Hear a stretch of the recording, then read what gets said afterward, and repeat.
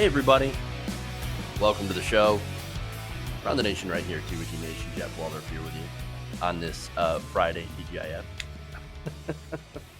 So, it's been an interesting day. We got a lot of different news stories, of course, that I want to talk about, including Donald Trump versus the Fed again.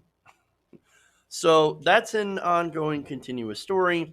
And that, of course, involves Chinese tariffs and the upcoming economic disaster. So that's wonderful.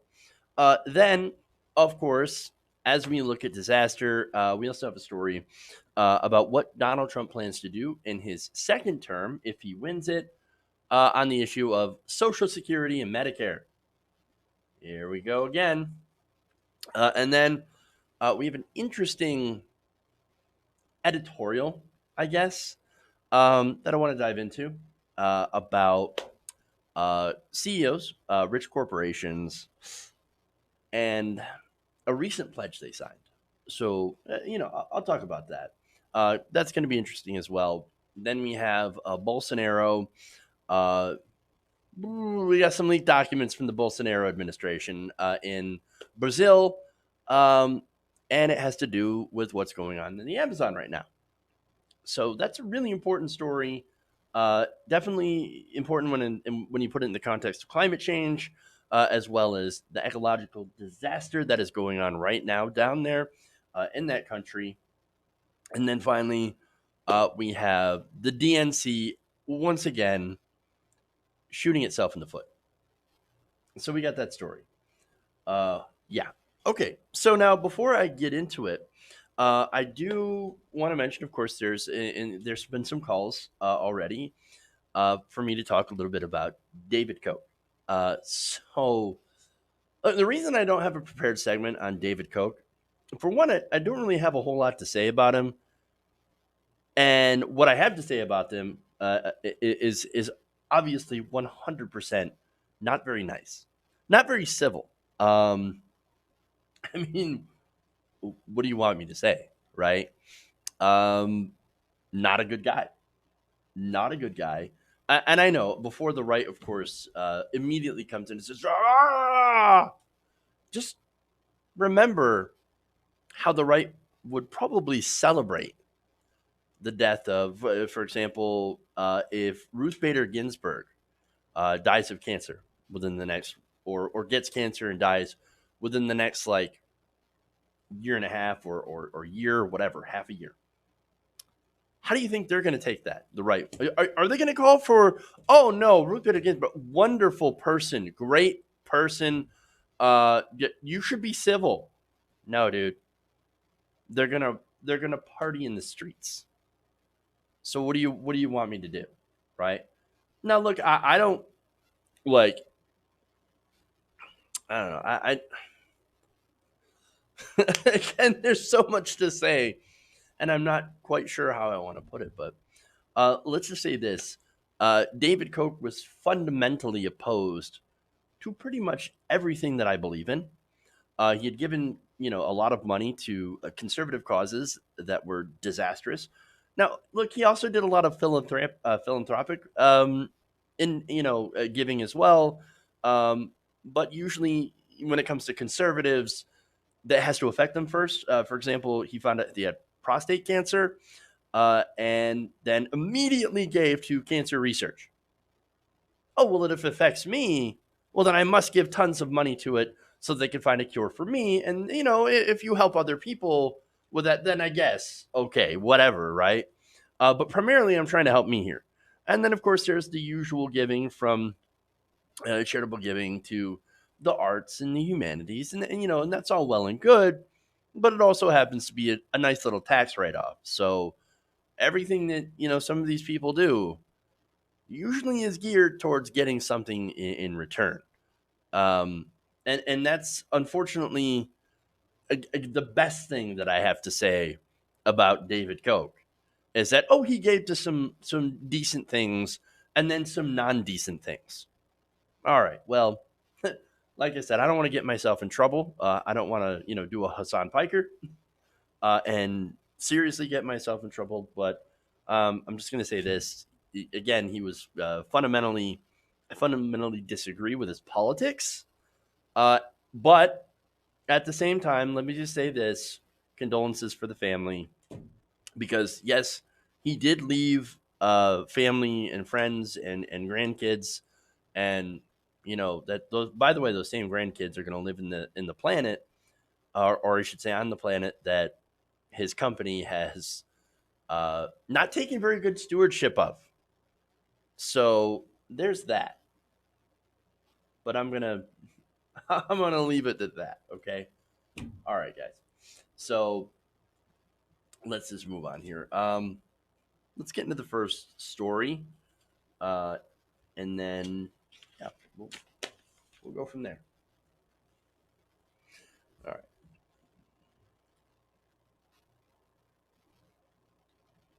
Okay, we got boom. There we go.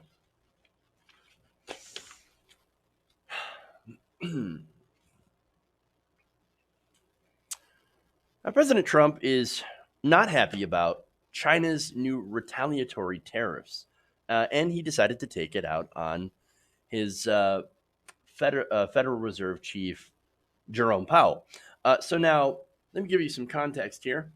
The Chinese State Council recently announced that it will be imposing tariffs ranging from 5 to 10% on $75 billion worth of U.S. goods.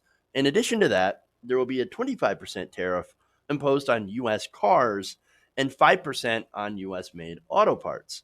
So, okay, you've got now China doing retaliatory tariffs on our tariffs, and the trade war with China continues. So now the effect of that, of course, is that it's messed up the markets and is contributing to the upcoming recession. I was going to say fears of a recession, but dude, recession. I think it's coming. It's going to be a disaster if it does. I am not cheering it on. I am very unhappy in the fact that there probably will be a recession, because there's so many people that are actually going to be hurt by this. And it always falls on the working class. It always falls on the poor, and to an extent as well, the middle class. The only people that are really do okay with a recession are the very wealthy. And ironically, it's usually the very wealthy that happen to cause these recessions as well. So anyway, so now what is President Trump's response? Well, he's going to go after the chairman of the Federal Reserve. On Twitter, first he said this early in the day: now the Fed can show their stuff. What is this, some sort of game? I mean, again, he's with the cutting of the interest rates. And so, now that the interest rates, of course, have not been raised, you have, and shoot, I had the quotes here up. President Trump continued to go after Jerome Powell in another series of tweets here. But here's the thing. And it's funny because he keeps calling him Jay Powell. It's not Jay Powell, it's Jerome Powell. You should probably know that. If you were urging him to do something, you should at least get his name correct. But anyway, so now he continues to urge Powell to cut rates. And by the way, he said, who's the real enemy here of the United States? Is it Jay Powell or President Xi? Because he refuses to cut interest rates even more. I mean, that's insanity. You're attacking your own Fed chief, your own Fed chair. Ridiculous. Now here's the thing. Going into the sort of technical reason of why he's not going to cut interest rates, or at least they're not traditionally going to cut interest rates at this point, is that in what you would consider to be a good economy, you don't cut interest rates. You actually have interest rates that are fairly high. Now, Trump's been urging interest rate cuts for quite some time, even when he claimed the economy was looking good. Now, not so much, right? Now, back in July, by the way, the Federal Reserve had cut interest rates 0.25%. But Trump, that's not enough for him. He wants more. Now, the thing is, when you call for interest rate cuts, you kind of undercut your lie about the strong economy. If you're going to go out there and say we're the greatest economy in the world, right? we've got the greatest economy in the world, and we need to cut interest rates. Why would you want to cut interest rates when you have the greatest economy in the world? That doesn't work out. You would only cut interest rates if you have a problem. If you've got some sort of recession coming. Oh, wait. Oh no. Oh no. So here's the thing. I say that because we have already seen two warning signs. The first one, you had the bond yield inversion, right? Where you have short-term bonds that give more of a return than long-term bonds. Not good, right? So not only that, but another story I covered had to do with the truckers. They're in the middle of what they consider, or what they're calling, a bloodbath. So what's going on is that you have rates that are down for loads, and you also have numbers and amounts of loads that are down. That's devastating the truckers. And the reason for that, of course, is that you also have manufacturing that is down. They're making less, which means stuff is getting shipped less. So the trucking boom over, and it's actually been in a recession since 2018. It's getting pretty bad out there. And not only that, but you also have layoffs. For example, one of the recent plants, or several of the recent plants that President Trump said he was going to save. Oh, I'm going to go save these manufacturing plants in the Midwest, have closed down and have laid off all their workers. Good example of that is the Lordstown plant in Ohio. President Trump went there and said, I'm going to save the plant. Nope. He is not going to save the plant. That did not happen. So, and so the funny thing about this, right, is that he's such a bad liar. It's so transparent. And he sends people like Larry Kudlow. Larry Kudlow's the idiot of the century, right? He goes out there and he says, I don't see a recession. Everything's great. Everything's fantastic. What are you talking about? Hey, you know what he also said that about? The 2008 financial crisis. Oops. Now, Trump also went on Twitter and said this. He said, the economy is strong and good, whereas the rest of the world is not doing so well.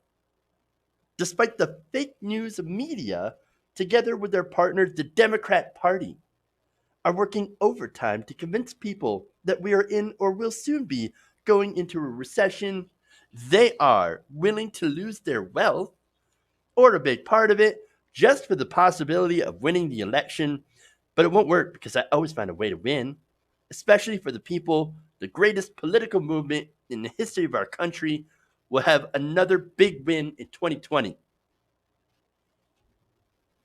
That's Trump. If the economy is strong and good, then why are you going to cut the interest rates? It's because it's not strong and it's not good. It's incredibly weak. In fact, look, it hasn't been strong or good either. It turns out that you remember all those good job reports coming in from last year, right after the tax cuts went into effect, the Trump tax cuts. Oh, we're at 200,000 jobs a month. Oh my God, look at the economy is booming. Everything is great. It turns out they've had to go back and revise their numbers. And in fact, the CNBC reports that the economy had about 500,000 fewer jobs as of March 2019 than the Bureau of Labor Statistics initially calculated in its survey of business establishments. 500,000 jobs less than what they were saying before. Does that sound strong or good? No. It's not strong. Employment, not good. We are heading into a recession. And look, maybe Trump knows it, or maybe he doesn't. I don't know. I think that maybe he does know, and that's why he's lying about wanting lower interest rates.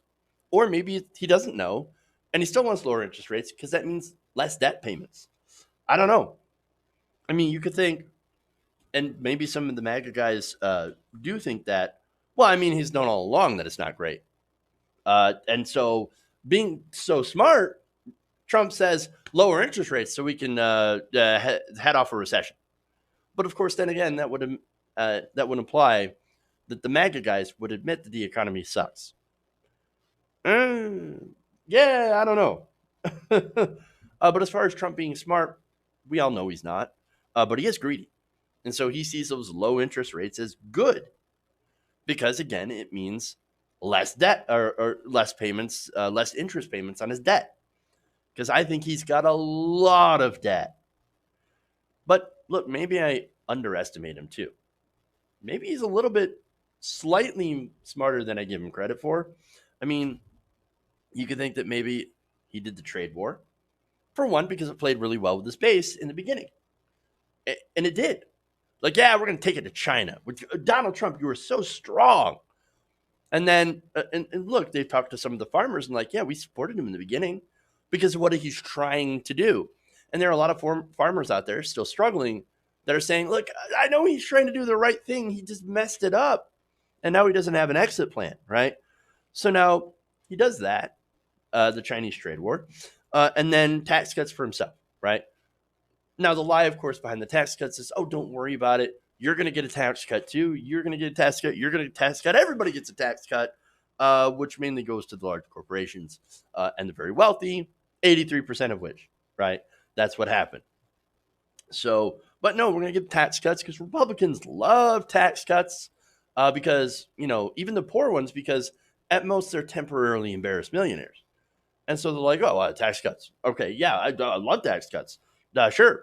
Trump says, I love tax cuts too, because I save lots and lots of money. Now, all of that plays into the grounds for a recession. Now, could it be that he did all that? And I mean, okay, so all of that, as I said before, the tax cuts for himself, he pays less in taxes. That's good for him, right? Lower interest rates as you're heading into a recession, because that's what you do to try to stave off a recession, that also saves him a lot of money. So he pays less on his debt.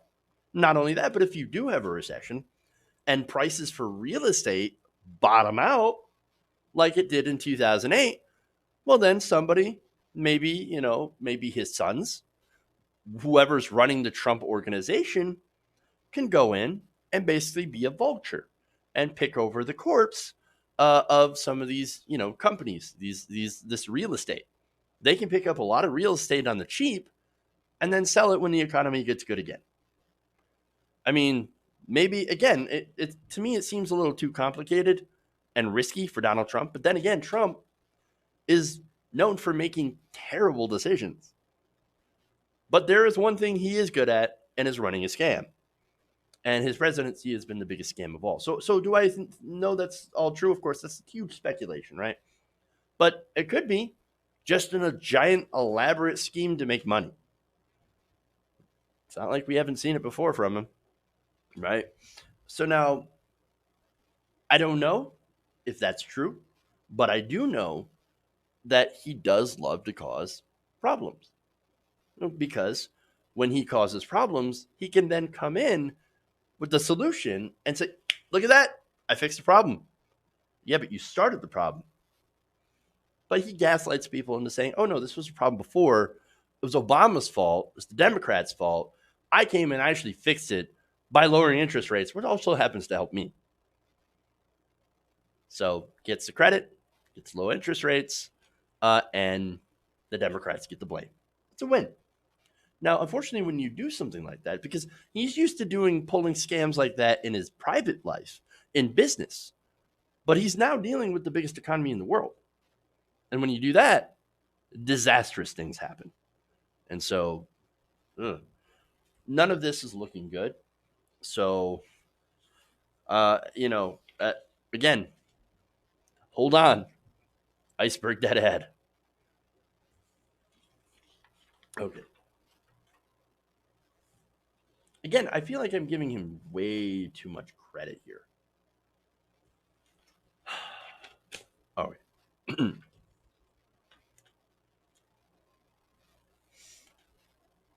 Moving on. Let's go to the next one.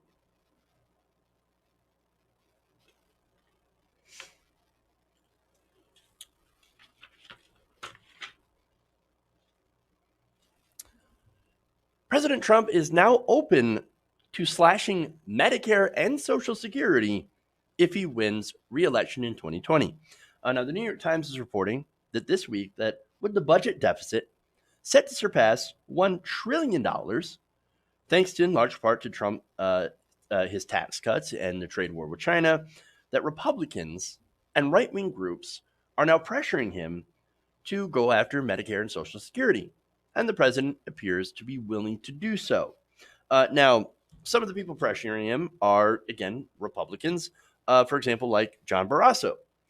So now he's a Republican from Wyoming, deeply conservative. And he told the Times that his party has discussed cutting Medicare and Social Security with Trump and said the president was open to the idea. Quote, "We brought it up with President Trump, who has talked about it being a second-term project." Because, of course, you don't want to do that during an election because you would lose. Again, Medicare is one of the most popular programs in the country, as well as Social Security. A lot of Trump voters rely on both Medicare and Social Security. You take those away, you promise to cut those, and there goes basically all the support of anyone 65 or older. Done. You're gone. So that is literal political suicide to go after it or to mention that you're going after it during an election. So that's why it's a second-term project, right? So now there's another one, Senator John Thune. Now, he's a Republican from South Dakota. And he said it's going to, quote, take presidential leadership to cut Social Security and Medicare, and it's going to take courage by the Congress to make some hard votes. We can't keep kicking the can down the road. Nothing bugs me more than hearing that phrase. Kicking the can down the road. Really? They only talk about, by the way, the kicking the can when it comes to cutting Social Security and Medicare. They never talk about making some hard votes on oil subsidies or about any sort of corporate welfare or cutting the Pentagon budget. Those are actual hard votes. Now, it's not hard when it comes to, the electorate. No, the electorate's like, yes, we hate corporate welfare. We don't want you giving billions of dollars to these companies, these oil companies, when it comes to subsidies. It's not hard when it comes to the electorate. Those are popular positions. But it's hard when it comes to the donors.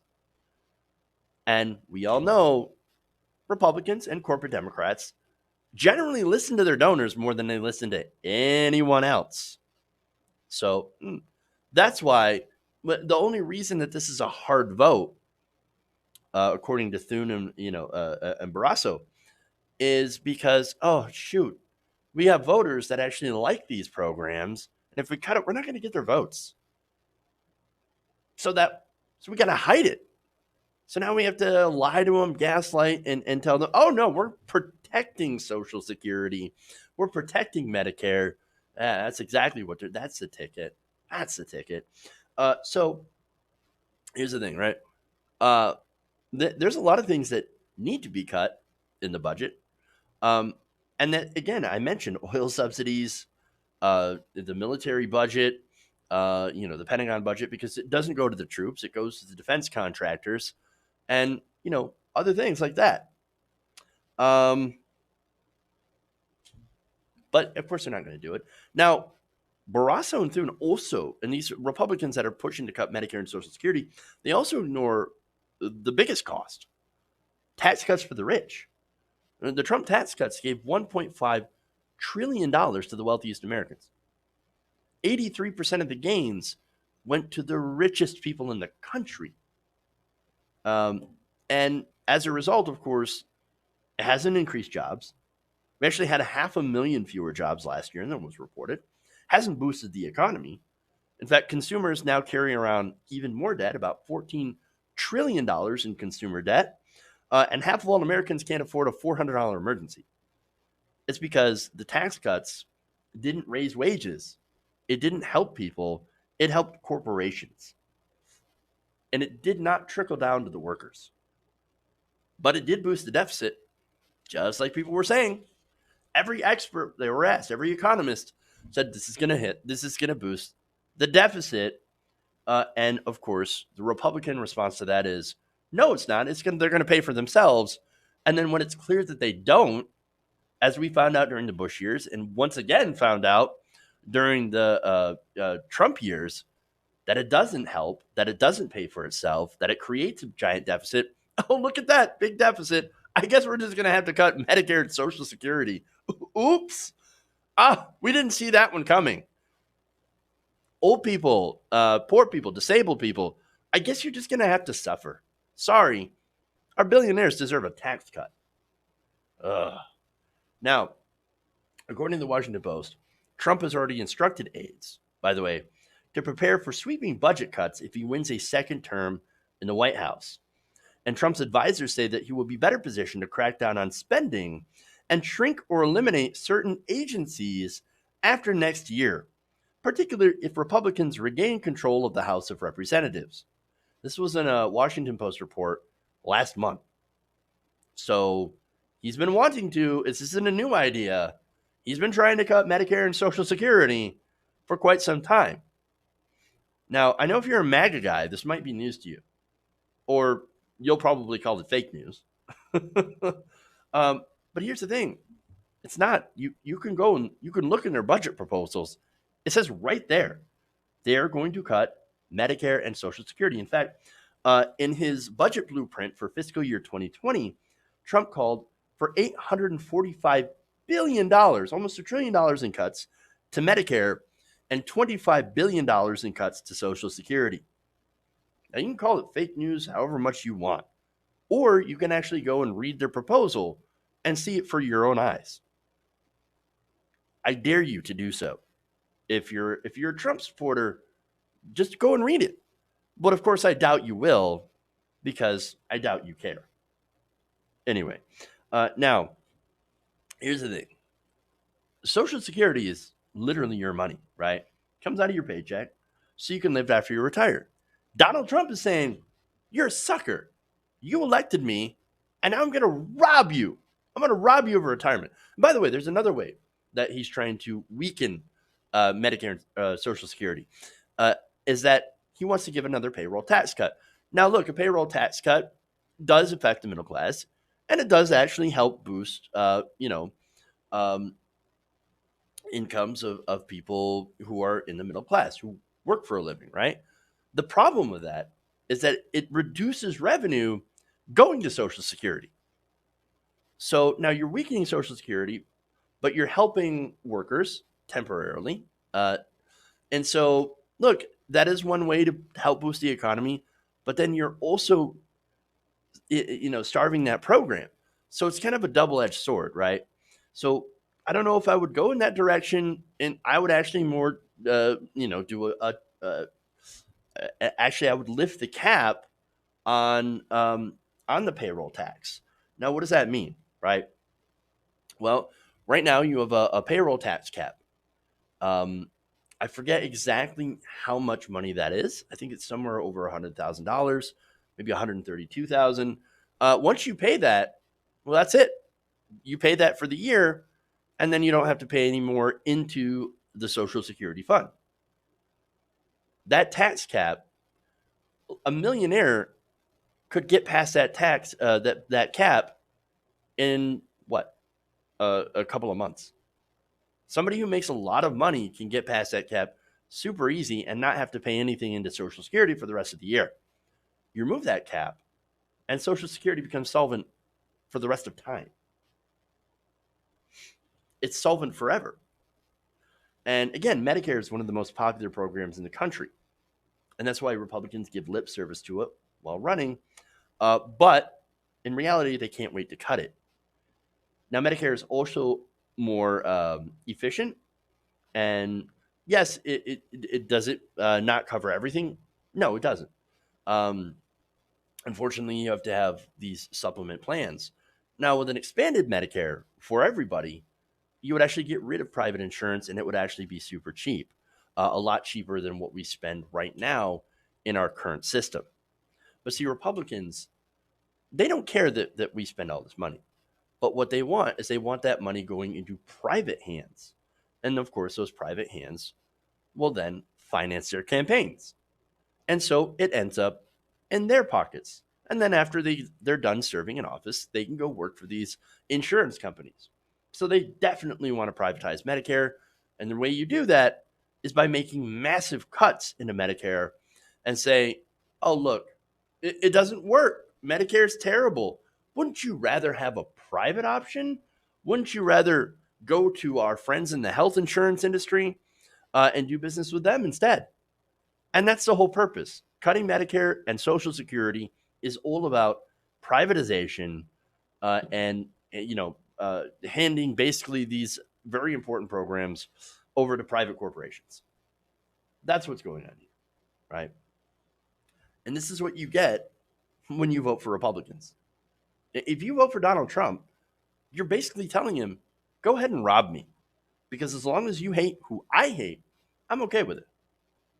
Well, the massive majority of Americans who rely on Social Security and Medicare are not okay with it. But this is who they are, and this is what their real agenda is. Okay. All right.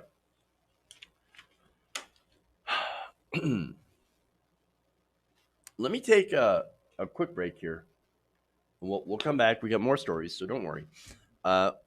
We have that greed editorial, and then I'm going to talk about the Amazon and how the DNC got itself into more trouble. Stay right here. We'll be back around the nation.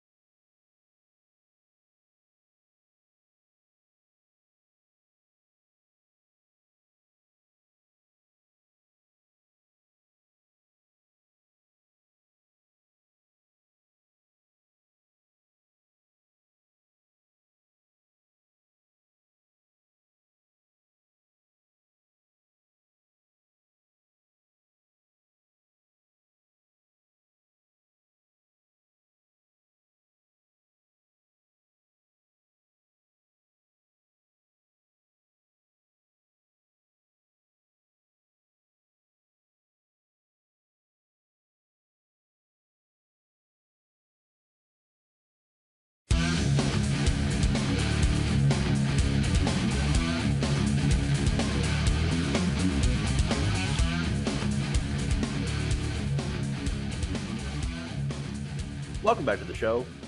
Around the Nation, RUTUT Nation, Jeff Waldorf here. Okay, so let's just dive back into the stories here. And we'll go with the editorial here. All right, so boom. Now, in what could possibly be a stunning return to prosperity, some of the CEOs of many big corporations might have realized that their excessive greed and profiteering might not be a good thing, or at least we would hope. Now, on Monday, 181 corporate CEOs who belong to the Business Roundtable recently signed a pledge saying that they should start looking out for more than just their executives and their bottom line. Well, hey, that'd be wonderful.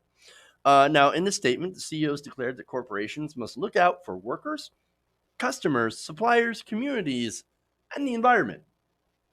Well, again, that would be super great. Sounds awesome, but they're probably not serious.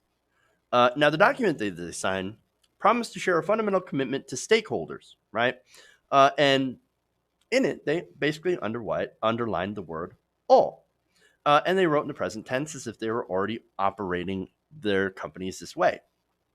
But when you look into the companies, you realize that they're not.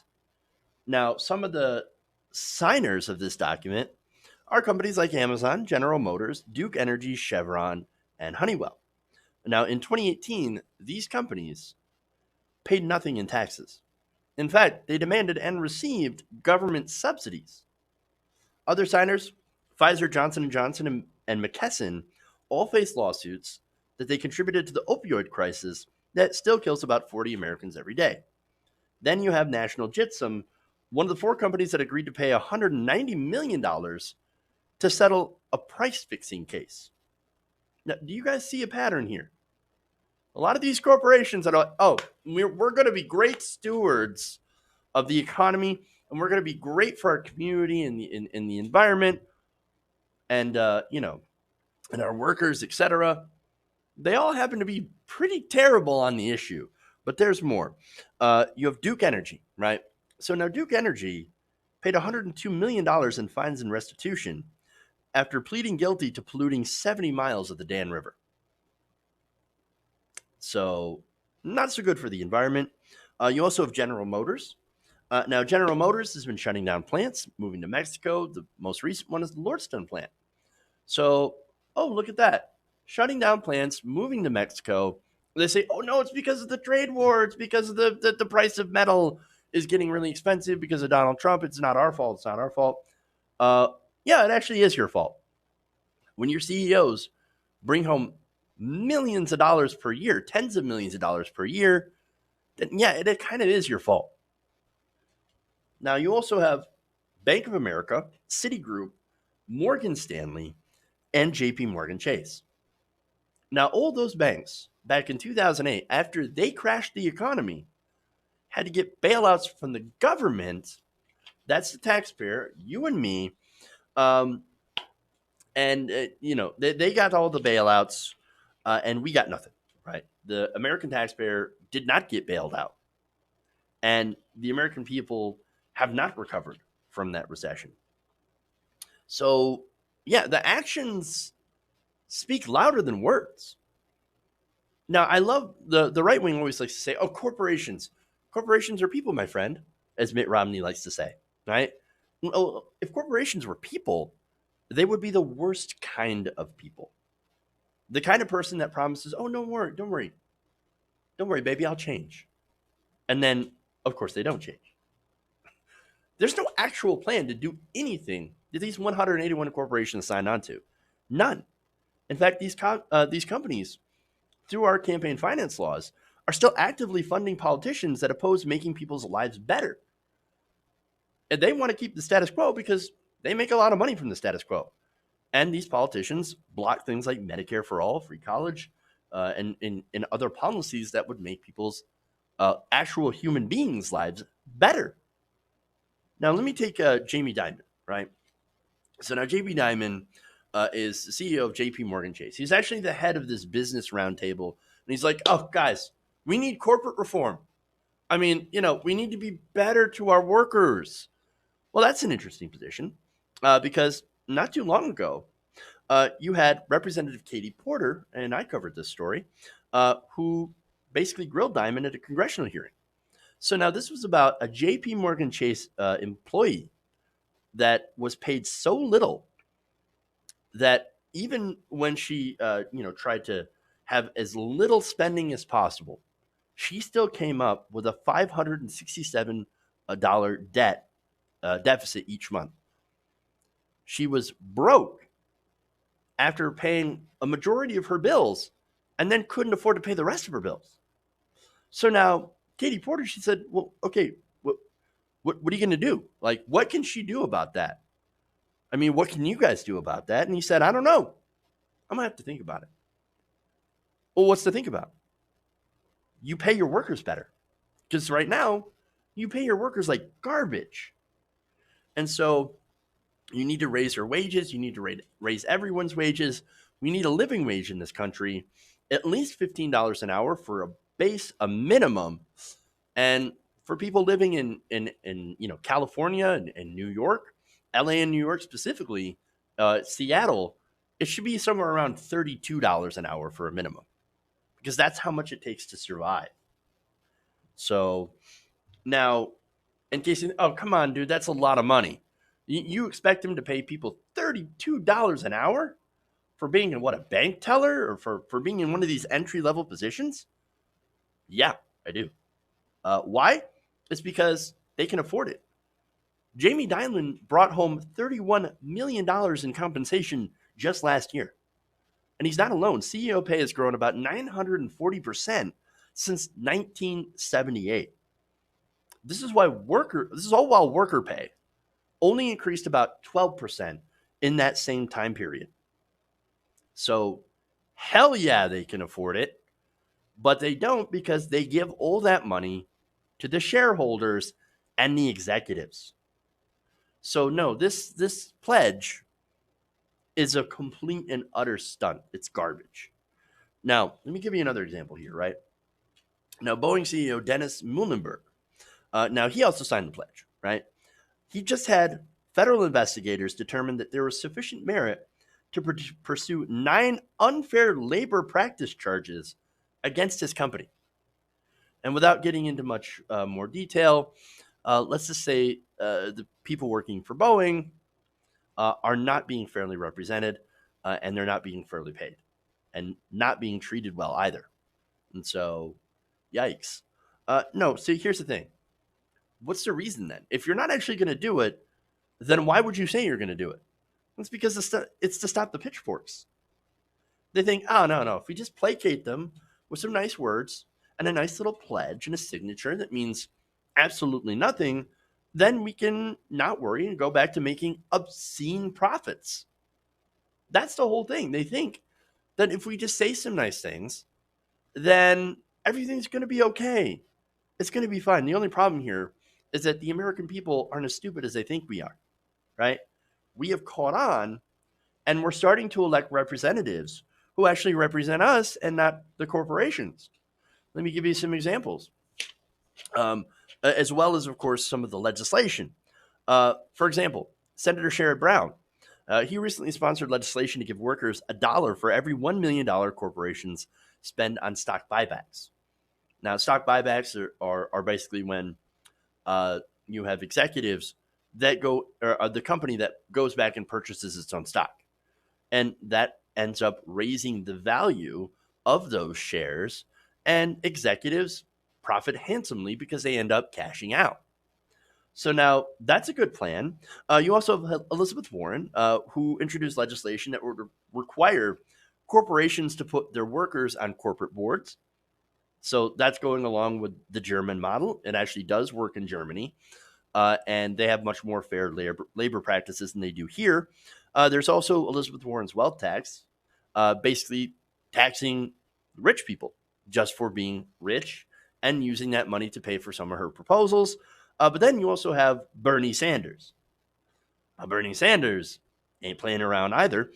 He's pushing, of course, for higher taxes on corporations, the elimination of private health insurance, and really what the biggest impact would have on these corporations is new labor rights. ways to boost union membership and union power. You also have the squad out there that are talking about worker representation. They're fighting to get money out of politics, et cetera, et cetera, et cetera. You have all these examples of people doing things. And so corporate America knows we're coming for them. They know that the age of endless corporate greed, that's represented in the 1980s movie Wall Street, is coming to an end. Greed is no longer good. Actually, it never has been good. But now they're starting to realize, oh crap. Now, look, I don't want to destroy all corporations or seize their assets, right? That's not something I would do. What I want to do and what I want to see is fair workplaces, fair pay, labor representation, strong labor representation, the elimination of the exploitation of labor and the environment, good environmental stewardship from these companies, and responsibility to their communities and to the country by paying their fair share in taxes. It's about having a system that it basically protects the workers and protects consumers and puts rules and regulations on these companies that make sure that they do what they're supposed to do. Because remember, these and look, these are not radical ideas, right? What's radical is that for decades we have had these robots, right? These entities, these legal fictions. That's what a corporation is. It is a legal fiction that was only created to basically get as much profit as possible for their shareholders. And we have had these entities running around with near impunity. They can do whatever they want, within certain, obviously, rules and guidelines, because sometimes they get in trouble, but the fines are laughable. But these companies essentially do bad things, and because the fines are so laughable, they end up basically taking that as their business model. We make a ton of profit doing the wrong thing. We pay a little bit of a fine, but then we keep the rest of that profit. No, unacceptable. Absolutely unacceptable. And so, but that's unfortunately what you have in a system like ours, in a system where corporate money flows into the pockets of the politicians, and these politicians that are bought and sold by these companies then do their bidding. And so, and what's interesting here is that this is the reaction from, I think, any sentient robot that runs amok, is to basically say, oh no, I'm the victim here. I'm going to gaslight the American people and lie about this and say, oh, don't worry, don't shut me down. I can do better. I can do better. Now, the other option, of course, that sentient robots tend to make in our sci-fi films is, destroying everybody, destroying humanity. Which, if you're paying attention to what's going on in the in not only the Arctic, but also in the Amazon, we might be getting close to that too. So, yikes. Anyway, this action basically shows how little they underestimate the anger of the people in this country, and of course, our willingness to fight back. But it also shows that they're scared. So now Bernie Sanders said it best when he said on Twitter, quote, if there's going to be a class warfare in this country, it's time that the working class of this country won that war. And so I'm 100% there. Okay.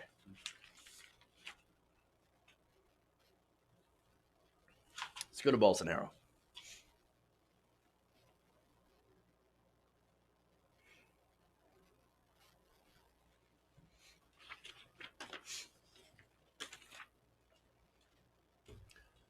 So right now let me start that again. So right now the Amazon rainforest continues to burn with roughly a football, or depending on what you're looking at, what perspective, soccer field and a half burning every minute of every day. Now, the international community and news organizations, they're actually finally starting to take notice, even though that this has been burning for about 2 weeks. And what they found when they do some more scrutiny on Bolsonaro and his government and his corporate backers and what's going on with the situation, Well, the more they look at it, the worse it gets for Bolsonaro. Now, apparently, there are some leaked documents now that show that the president of Brazil had hoped to sabotage conservation efforts in the Amazon in order to develop and exploit more resources for his corporate friends. So now these plans were linked to the website Open Democracy. And now the linked documents, according to the Independent, include PowerPoint slides thought to have been presented at a meeting between Brazilian government officials and local leaders in the Pará state, which is home to the Amazonia National Park. Now, during February's meeting, according to Open Democracy, Brazilian ministers used the presentation to detail projects planned for by the region Mr. Bolsonaro's government. Um, Development projects, he said, must be, the slide says, must be implemented on the Amazon basin to integrate it into the rest of the national territory in order to fight off international pressure for the implementation of so-called AAA conservation project. One slide reads. To do this, it is necessary to build the Trombetas River hydroelectric plant, the Obidos Bridge over the Amazon River, and the implementation of the BR 163 highway to the border. So those are obviously government projects, and the whole point is to say, oh, look, we built all this stuff there. Well, now it's our stuff. Now this is our land, and now we can't conserve it. Sorry. Now, what is this AAA project, by the way? Well, it's a conservation effort led by the organization Gaia Amazonas in collaboration with NGOs and international governments who have pledged to try to protect the Amazon. Because it just happens to be incredibly important, not only in the fight against climate change, but also for human survival. Now, it aims, this NGO does, this project, to conserve the world's largest protected area, a corridor of rainforest 135 million hectares long, stretching from the Andes mountain range to the Amazon and Atlantic Ocean. Now, so look, Bolsonaro and his corporate cronies, they look at that area and they say, yummy resources. We can take this, we can exploit it, we can allow our cattle farmers to cattle herders, I guess, to graze in that area. We can also use the lumber for lumber mills. We can use all these various resources if we can develop that land. Well, part of developing that land means burning down the forest. And so what's happened? Well, the Bolsonaro government is deregulated. He's made sure that any effort to try to protect the Amazon from illegal logging, illegal mining, and illegal grazing, basically any agency that protects against that gets underfunded. I think there was, a $25 million cut in one of the main agencies that goes and cracks down against that stuff. And so what? These people, they just move in and they start setting forest fires in order to clear that area. And these forest fires, since it is the dry season, get out of control and they end up burning way more rainforest. So now that's good for Bolsonaro and his friends because, oh, look, they just happened to burn a whole bunch more rainforest. I guess we can go and build there now. And so that's the scam that's going on here, right? So now these slides, these leaks show that, yes, he is obstructing the conservation effort. But he's also claiming that, oh, no, it's not me that's the problem. It's the NGOs. In fact, yesterday, when I did another story about this, he said the NGOs are basically setting the fires themselves to make me look bad. That is Trumpian in its lies. I mean, nobody believes that. It's not remotely true. Now, he also says that indigenous communities living in the Amazon are undermining the country of Brazil. Now, you know who's undermining the country? That would be Bolsonaro. And not only that, but he's also undermining the world's fight against climate change. Again, the Amazon rainforest is called the lungs of the planet. it provides 20% of the world's oxygen. Not only that, but of course, it absorbs a huge amount of carbon dioxide. Without that absorption, you have climate change that ends up getting worse and worse and ends up creating a horrible feedback loop.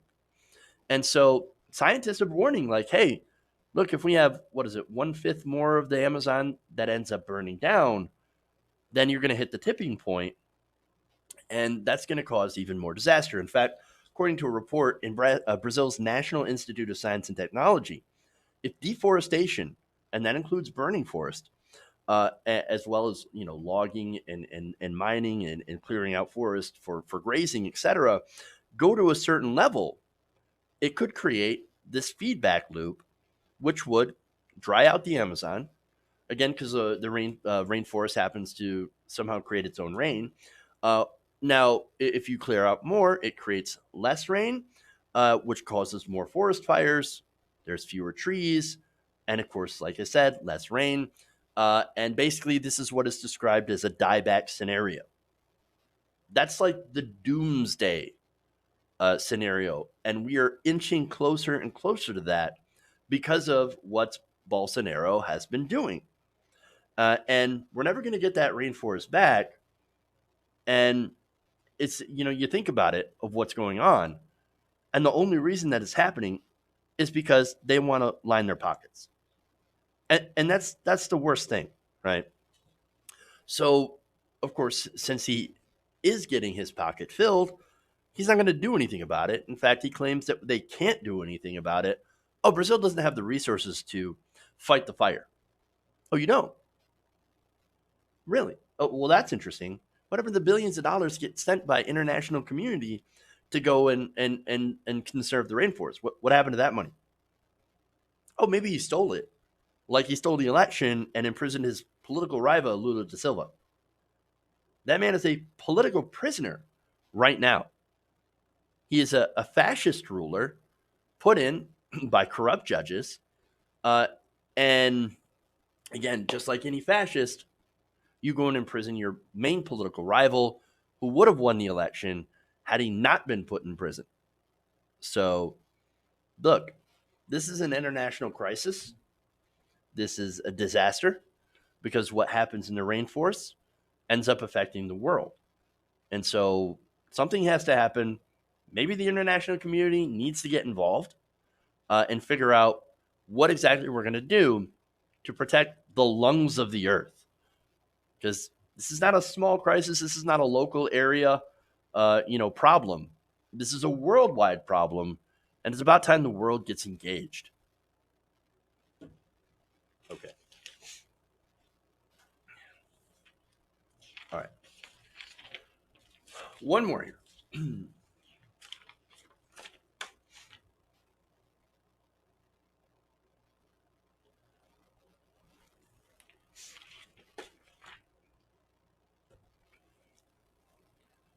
Protests had erupted during the DNC's summer meeting in San Francisco after one of the committees voted down a resolution calling for a climate debate.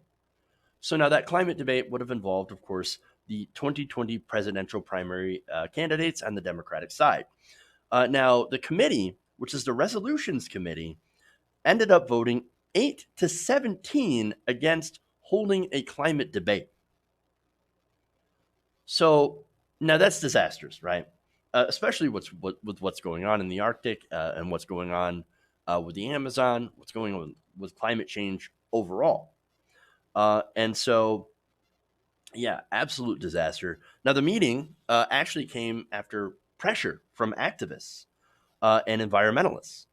And not only that, but you also had presidential candidates that are saying, yes, let's have a climate debate. Let's do that. One of the biggest voices was Jay Inslee, former Washington governor. Now, look, Jay Inslee wasn't great on healthcare, but his signature plan was climate change. And so he had a strong plan. Bernie Sanders, no doubt, has the strongest plan. And he was also, looking forward to doing a climate debate.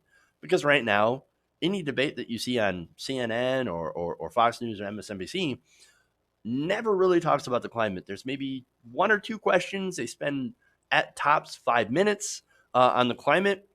And then they go on to other issues. Well, we need a climate debate because right now, climate change is an emergency. It's an emergency, and we have to do something about it now.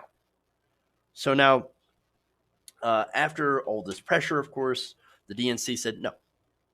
Again, shame, travesty, especially for anybody who gives a crap about the climate. And there's a lot of people who do. So now, after the vote, there's a lot of criticism from organizers and activists. Let me go to Twitter and quote Naomi Klein. She said, "This matters. A DNC that won't bend the rules of its debate playbook in order to treat climate change like an emergency will not support policy that is transformative enough to actually stop the emergency. Luckily, they aren't the only ones with a vote." Sunrise Bay Area, which some of its members had started after the vote, getting up and singing "Whose Side Are You On?" Said this, breaking, despite overwhelming support from the Republican candidates, the DNC Resolutions Committee just voted down the resolution to hold a climate debate. And Antonia Juhaz says, the DNC just voted against the resolution for a climate debate. Youth with the Sunrise Movement and others have risen in protest and are standing on their seats. Quote, "We are afraid for our lives. We're afraid of an uninhabitable planet. Which side are you on now?" Well, look, if it's not clear enough, the DNC is apparently on the side of the donors. Now, more reaction here. Sunrise volunteer Alex Morrison said California was literally on fire last year from the wildfires. "We know firsthand that climate breakdown is killing people and destroying livelihoods right now. Time is running out to save our generation. Young people need to know which candidates for president are treating the climate crisis like the emergency that it is." Well, an answer for that as well, Bernie Sanders in his $16.4 trillion plan, that is the Green New Deal. Now, another Sunrise activist shouted after the vote, "We deserve a chance at a livable future." Absolutely. Isn't it amazing how young people have taken up the mantle? They shouldn't have to. A lot of these people are high school students or possibly even younger. And they're basically saying, the adults, you're supposed to be adults. You're not. So we have to do what the adults refuse to do and actually make our own future. That's a huge burden. And I don't think we understand, or, well, maybe we do, but I don't think there's a lot of people that quite understand the immense burden we're putting on young people. Look, Republicans and corporate Democrats love to talk about, oh, look at the debt that we're putting on the next generation. Look at the $20 trillion in debt. Look at we're leaving that to our kids, but they never talk about what we're leaving to the kids when it comes to the environment, when it comes to having drinkable water and breathable air. Nobody ever talks about that. Nobody. So you don't see it, right? So now the DNC, their defense of this is saying, oh no, we didn't want to do a climate debate because we feared that it would sow discord in the base and hamper the eventual nominee in the general election. Well, then what's the point of having a primary? No. Here's why. I mean, is it why? Could it be because the front runner right now, Joe Biden, with his has this middle ground approach that kind of makes people a little angry? Could it be that? Could it be that that's creating the discord? No wonder they're worried. Again, you have the differences between Senator Bernie Sanders and his Green New Deal and Joe Biden's middle ground approach, which, by the way, continues to invest heavily in fracking, in natural gas technology. But hey, as Dr. Joe Biden says, and this is probably the DNC position, you just need to swallow a bit and vote for my husband. Sorry, Joe, but just because you settled for your husband doesn't mean we have to. Now, look, if you're voting for Joe Biden in the primary, and this is important, I'm saying this, if you're a Biden voter in the primary election, then look, in an election where Bernie Sanders polls consistently better against Donald Trump, then it shows that you don't care, that you're not paying attention. And look, a lot of things, by the way, and maybe that's a little too harsh, but because right now, most people polled aren't really paying attention to the election. They're not really paying attention to a lot of the people. Um, and so they hear Joe Biden. It's like, I don't know. The guy was vice president. I guess he was all right. It's name recognition, right? So, and that's interesting because once people hear more of Joe Biden, the less they like him. Now, it's funny because we had a candidate like that on the Democratic side last time. Hillary Clinton, the more you heard from her, the more she made speeches, the less people liked of her. Disaster, right? So now, if later on in the primary you're still for Joe Biden, well, then even if he's still in the race, then it shows that you don't really care a lot about the climate. Now, there is one decent piece of news, right? Now, the committee did pass an amendment. Now, this amendment was put forward by Travis Robertson Jr. Now, he's the state chair in the South Carolina Democratic Party, right? Now, that amendment did reverse the ban on presidential candidates participating in non-DNC sanctioned climate events. So before, they're like, the DNC was like, you can't do any debates. If you do any other debate other than DNC sanctioned debates, then you will not do any DNC debates at all. So, basically, and that's important because those debates, while they do create a lot of sound bites, etc., they're watched by a lot of people, millions of people. So, you lose your chance on that. That does not help your campaign, especially if you're someone with a lot smaller of a name recognition, somebody like a Tulsi Gabbard, for example. Well, then that's going to be disastrous for your campaign, right? So, thankfully, though, at least that amendment passed. And so Sunrise Movement spokesperson Sophie Karasak said of that, quote, "This partial victory shows the strength of the grassroots movement and the power of young people. In the coming days and months, we'll keep fighting to make sure the DNC and Tom Perez treat the climate crisis like the emergency that it is and give it the airtime and attention that it deserves." So I guess that part's not bad. And look, we know the DNC is filled with, too filled with corporate money to host a climate debate. But that doesn't stop another organization from holding a debate. I'm just saying, you want a climate debate, we're going to have to look outside of the DNC, which is probably for the best anyway. And even if somebody like a Biden doesn't show up to that debate, we know Bernie Sanders probably will. And if he does, it's guaranteed to get a lot of attention, which is exactly what the climate crisis actually deserves. All right, man. So that's it. That's all I've got for you guys today. Thank you for going around the nation with me today. Please like and share the stream. Please subscribe if you haven't already to the channel. Hit the bell for notifications. Ring that bell. Smash the like button, ring the bell. Also consider becoming a patron, patreon.com/TYTNation, or a channel member by hitting the join button below. Thank you guys. Love you. And remember, change begins with you. Have a great weekend, and we'll see you guys on Monday.